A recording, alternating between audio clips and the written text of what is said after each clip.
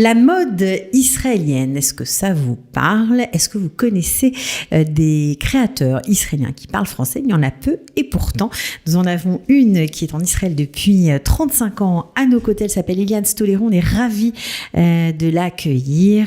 C'est parti. Ils ont relevé le défi de l'Alia. Alia Story, c'est vous, c'est nous. Bonjour Eliane. Bonjour. On est ravis de vous accueillir, voilà, Merci. parce que on connaît votre nom, mais on connaît peut-être moins votre travail, en tout cas les nouveaux immigrants qui viennent d'arriver. Donc on est là aussi pour ça, pour mettre en valeur les créateurs. Voilà, en plus vous parlez français, vous êtes originaire de Nice, donc on est ravis. Vous êtes montée toute jeune. Oui. Vous aviez 18 ans. 17. Après 17, après le bac. Qu'est-ce qui vous a poussé à monter en Israël? Le sionisme. Ah ben le sionisme, tout simplement. J'ai grandi dans les mouvements de jeunesse en France. J'ai fait tous les camps, tous les machanot. Donc l'aboutissement, c'était de venir ici. Est-ce que vous aviez déjà en tête de faire de la mode? J'ai toujours aimé la création et la mode. Depuis un très jeune âge, j'aimais créer pour moi-même, me faire moi-même avec le savoir que j'avais. Vos vêtements? Mes propres vêtements, voir ma maman qui en faisait pour la famille. Ouais. Donc c'est quelque chose que j'avais vraiment envie de faire. Mais quand même à l'époque, la mode en Israël, c'était pas tout à fait ça. Justement, c'est ce qui m'a donné l'envie de le faire ici, parce que j'ai vu qu'il y avait de la place, que je pourrais créer, me faire mon trou ici, dans ce domaine. Donc je suis venue, j'ai habité pendant 1 an sur le Golan avec un groupe de jeunes dans le cadre De l'Archar du Bnakiva. Voilà, Ouais. de l'Alia. Et après ça, j'ai voulu faire mes études ici. Je me suis inscrite à Shenkar et je me suis, comme on dit, jetée à l'eau. Alors aujourd'hui, Shenkar est une des écoles de stylisme renommées internationalement. Je crois que c'est la 6e meilleure école de style. À l'époque, c'était pas le cas, peut-être. Je ne C'était crois pas. déjà très renommé en Israël. Ça a été une bonne école dès les premières années. Il faut dire que vous étiez, je crois, sur les bancs de l'école avec Albert Elbaz. Voilà, C'était dans votre... la même promotion. Ouais, c'était votre binôme. Vous étiez. On était 2 chefs de classe, si on peut dire. Ouais. Voilà, lui a fait sa carrière à l'étranger. Moi, j'ai décidé de la faire ici, puisque je suis venue ici dans l'intention d'y rester. Alors pourtant, j'imagine que à la fin de l'école, on propose aux meilleurs éléments de partir à l'étranger, de continuer une formation, etc. Vous n'avez pas choisi cette voie-là. Ce qu'a fait Elbar Elbaz, on connaît la carrière qu'il a eue. Voilà. Vous avez préféré rester en Israël. Effectivement, d'abord parce que je pensais que de faire un MA, de continuer les études dans ce domaine, amènerait, c'est sûr, mais j'avais envie de commencer à créer, à travailler, et surtout de le faire ici. Ok, donc j'imagine que vous n'avez pas regretté de Non. rester ici. Pas du tout. Donc vous avez été une pionnière dans ce domaine. Ouais. Oui, si on peut dire. Donc j'ai fait mon trou, j'ai commencé avec une petite structure, en louant un appartement, en employant une personne, et puis petit à petit... À Tel Aviv à Tel Aviv, oui. Ouais, vous êtes donc vous et une personne, donc vous travaillez dans votre appartement, j'imagine jour et nuit, à créer des modèles. Voilà, et je dois dire que j'ai eu un très bon contact avec la presse dès le début, avec les rédactrices de mode. Qui voyaient en vous quelque chose de nouveau, j'imagine, inspiré de l'Europe. Oui, de différent, de nouveau, de bien fait, de classe. Et ça a fait un peu boule de neige, ça a grandi petit à petit. Petit à petit. Donc aujourd'hui, vous avez une belle boutique, 253 rue Dizengoff, à Tel Aviv. Vous avez une équipe d'une dizaine de personnes. Voilà. Alors, c'est quoi une équipe dans une marque comme la vôtre de mode? C'est quoi les fonctions? Qu'est-ce qu'ils font? Alors, je produis du prêt-à-porter de luxe, Ouais. c'est-à-dire du très beau prêt-à-porter qui est à la limite de la couture, qui n'est pas vraiment de la couture d'après les normes de la couture en France, mais qui est du très bien fait. Alors dans l'équipe, il y a celui qui coupe, celui qui fait le patronage, celui qui fait les tailles une fois qu'on a fait le prototype, les couturières évidemment, les petites mains. Et la vente, bien évidemment. Voilà, donc une équipe complète. Alors, vous avez, on l'a dit, démarré avec Elbert Elbaz. À l'époque aussi, je crois qu'il y avait une actrice qui nous a quittés, très célèbre, qui est devenue très célèbre par la suite, Ronit Elkabetz. Oui. Comment c'était au début? Parce que vous avez démarré ensemble, en fait. Nous avions plus ou moins le même âge. Et quand j'étais à Schenker, on faisait toujours venir des mannequins pour essayer, puisque les prototypes, ça s'essaye sur des femmes. Et donc, elle a commencé un petit peu comme ceci. À travailler, en tout cas à porter les vêtements des étudiants, et c'est comme ça que vous l'avez connu. Participer au défilé. Voilà, alors je ne sais pas si on a une photo, mais je crois qu'il y a à peu près 2 ans, je ne veux pas dire de bêtises, 2016 je crois, peut-être un peu avant, Oui. il y a une semaine de la mode en Israël, et vous avez habillé Keren Mor. Oui, c'est ça. Voilà, et elle pose aux côtés de Ronit Elkabetz. Voilà, à cette occasion, je l'ai rencontrée après plusieurs années où je ne l'avais pas vue. Ouais. Et vous l'avez vu. Alors, donc, on va revenir un petit peu en arrière. Est-ce que c'est compliqué de monter une marque quand on est une jeune créatrice en Israël? Parce qu'il y a peut-être des gens qui nous écoutent qui ont envie de faire de leur métier, de la mode, leur vie, comme vous l'avez fait. C'est compliqué?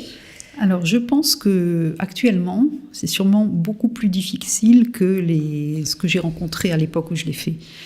Ça fait 35 ans, plus ou moins, que j'ai lancé ma marque. Donc, la moitié de la longévité de la mode israélienne, si on peut dire. Ouais. J'ai commencé en tout petit, à un âge où on n'a pas grand-chose à perdre si jamais ça ne marche pas, mais heureusement ça a marché. Donc j'ai commencé en tout petit, et puis petit à petit j'ai pris une 2e couturière, puis une 3e, et à la place d'un studio en appartement, j'ai déménagé dans une boutique. Donc ça a été très progressif, en s'investissant tout le temps, parce que je pense qu'on ne peut pas avoir d'entreprise sans s'investir totalement dedans. Surtout quand on est une femme, j'imagine, ça doit être encore plus compliqué. Je ne sais pas si c'est plus compliqué ou pas plus compliqué, mais ce qui est sûr, c'est qu'il faut vivre ça tous les jours, toute la journée. Et il faut surtout se remettre en question chaque fois, chaque saison. Il n'y a rien d'acquis. La collection dépend de ce qui va se passer. Et donc, il faut tout le temps créer, renouveler, chercher d'autres clientèles. Voilà. Il faut avoir une politique, on va dire, commerciale aussi, Oui, bien sûr. à la pointe, trouver aussi des nouveaux produits parfois, élargir la gamme, j'imagine. Élargir la gamme peut-être aussi, oui. Vous le faites aussi. Vous vendez uniquement des vêtements pour femmes? Oui, je dois dire que c'est ce que j'aime faire et je n'ai pas le temps de me diversifier dans d'autres domaines. Ok, alors, qui sont vos clientes? Alors, les clientes ont plus ou moins entre 30 et 60 ans, mais Ok. j'en ai des plus jeunes, Ouais. j'en ai des plus âgés. Étant donné que je suis déjà depuis pas mal de temps dans ce domaine, j'ai des clientes qui continuent à venir chez moi et j'habille aussi leurs filles. Et il y en a certaines où j'habille même leurs petites filles parfois. Et je dois dire que j'apprécie beaucoup parce que c'est des gens que je connais avec un contact qui est très différent du fait que je leur vends des vêtements. Ce sont si on des peut Israéliennes dire. en général ou un peu tout? Beaucoup d'Israéliennes, mais aussi d'autres nationalités qui habitent en Israël, où d'ailleurs j'ai aussi des touristes qui reviennent très souvent. Et j'aime beaucoup ce contact avec les gens qui sont devenus beaucoup plus que des clientes. Ben oui, j'imagine. Alors, on sait que le travail est très cher en Israël. Qu'est-ce qui est difficile pour vous, justement, parce que ce travail est cher? Est-ce que ça gêne votre création? Est-ce que vous pensez que peut-être le gouvernement pourrait aider les créateurs pour que ça change? Alors ça, c'est sûr qu'une aide d'en haut serait la bienvenue. Pas forcément d'aider financièrement, c'est pas ce que j'attends, mais plutôt dans le côté promotionnel, si on peut dire, dans le côté d'inciter les gens. Il y a eu des campagnes dans le passé de consommer israélien. Blanc-bleu, parce que vous voilà. créez blanc-bleu. C'est ça. De consommer plus israélien, d'aider, si on peut dire, de ce côté-là. D'aider les créateurs de ce côté-là. Voilà, j'imagine. de porter que les femmes politiques ou que les gens qui sont au devant de la scène, représente Israël la mode israélienne. avec un créateur israélien. C'est pas le cas aujourd'hui? C'est pas toujours le cas. Ouais. Mais vous habillez quelques femmes politiques, je crois. Oui, aussi. Ouais. Vous voulez pas nous dire qui? Non, je dois dire que mon rôle est d'essayer D'accord. d'habiller et d'embellir chaque femme qui rentre dans mon magasin, Ouais. qu'elle soit connue Ou pas. ou anonyme. Alors, on a parlé du travail cher, mais il y a aussi sur le marché israélien une grosse problématique pour les créateurs, c'est le tissu. Mhm. Comment vous faites? Alors, je me sers de produits importés, vu que l'industrie textile israélienne est pratiquement au niveau À zéro. très très bas. Mais ça n'a pas toujours été le cas. Non, il y a eu une belle industrie textile. Hein. Il y a eu Paul Gad qui faisait de la très bonne qualité. Il y en a eu d'autres. C'est un petit pays pour une production de ce style. Ça n'a pas tenu. Non, petit à petit. C'est quoi? C'est la concurrence des grandes marques? C'est la concurrence, c'est l'importation, c'est la production, très bon marché dans certains endroits du monde. Et On pourrait pas essayer d'aider justement les jeunes, même vous, les créateurs, d'avoir des tissus même importés, mais meilleur marché? C'est pas toute une question de prix, hein, parce que le beau se paye. Nachon. Et comme je cherche du beau, il n'y a pas le choix. Exact. Ouais. Donc, vous importez vos tissus. Alors, vous êtes là aussi parce que vous participez à une très belle exposition, Oui. 70 ans de mode au musée d'Israël. Alors, racontez-nous un Jérusalem. petit peu, à Jérusalem, bien sûr, racontez-nous un petit peu, qu'est-ce que vous allez exposer?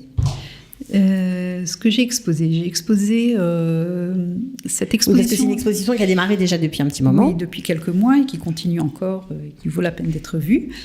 Donc ça reporte 70 ans de création israélienne. C'est une très très belle exposition, très large. J'ai choisi moi-même d'exposer un modèle qui n'est pas un des modèles que j'ai fait il y a très longtemps. Je l'ai fait pour la collection d'été qui vient de passer et qui est une collection que j'ai dédiée à ma maman, que j'ai appelée Hommage à ma mère. Parce que ma maman est décédée quelques mois auparavant, donc c'était important pour moi. Et en plus, elle a vécu toutes ces 30 dernières années à Jérusalem, donc dans la ville où elle a vécu. Ok. Et voilà. Donc on peut bien sûr voir ce modèle. Vous avez un seul modèle là-bas? Vous en avez plusieurs? Oui, chacun présente un modèle. Chacun présente un modèle. Il y a combien de créateurs dans l'exposition? Alors là, je ne peux pas vous dire. Je ne suis pas préparée à la question, mais c'est une très belle exposition. Une très belle exposition. Ok. Alors je crois que vous allez aussi début mars participer à une rétrospective sur la mode israélienne. Alors de quoi s'agit-il exactement? Alors, c'est un défilé qui a été lancé par la ministre de la Culture, Miri Regev, qui se passe vers la fin de l'année des 70 ans d'Israël. Ça va être un très gros défilé qui représentera les 70 ans de mode. Donc on pourra le voir, ce sera à Tel Aviv cette fois? Ce sera à Tel Aviv, oui. Ok. Et vous savez où? Oui, ce sera au Ganei Taoucha, à l'endroit où il y aura l'Eurovision quelques temps après. Ok. Et tout le monde peut y aller, j'imagine? Alors, je ne sais pas du tout, j'imagine qu'il y aura beaucoup d'invités. Je ne sais pas s'il y aura des places en plus de cela, je ne peux pas vous dire. Bon, alors, si on fait un petit retour arrière par rapport à tout ce que vous avez fait, est-ce que vous aimeriez, je sais pas moi, un autre développement, vous aimeriez faire d'autres projets? Alors, j'essaye toujours de trouver des choses intéressantes à faire. Ces derniers temps, je fais des pop-up de temps en temps dans des endroits qui viennent d'ouvrir, qui sont intéressants. Je fais des photos de mode chaque saison. J'essaie toujours de trouver aussi l'endroit dont on va parler, qui est encore juste avant le moment où on en parle vraiment. Ok. Il y a 2 ans, l'été d'il y a 2 ans, j'ai pris des photos dans la cabine du sauveteur, je ne sais pas comment on dit ça, Soukat Amatzil, sur la plage Frischmann, qui venait d'ouvrir comme un hôtel, qui était aussi un pop-up pendant vraiment très très peu de temps. Les photos n'étaient pas que autour, mais étaient à l'intérieur, qui était ça la chose intéressante, parce que c'était impossible d'avoir la possibilité de rentrer à l'intérieur. Et ça à part avec les bons contacts. Ouais, bien sûr. Et donc ça a super bien marché. Oui, c'était très très chouette.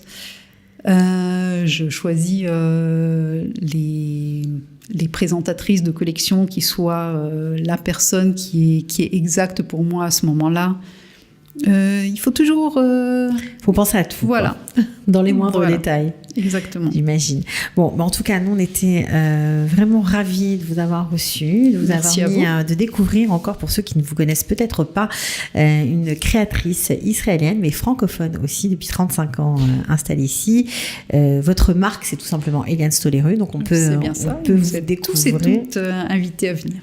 On va venir, promis. 253 rue Dizengoff. On vous trouve sur Facebook, j'imagine aussi. Bien sûr. Au même nom, Eliane Stolleru. C'est bien ça. Voilà, ok. Eh bien, merci beaucoup. Merci à vous. À bientôt. Ciao. Merci. Ils ont relevé le défi de l'ALIA. ALIA Story, c'est vous, c'est nous.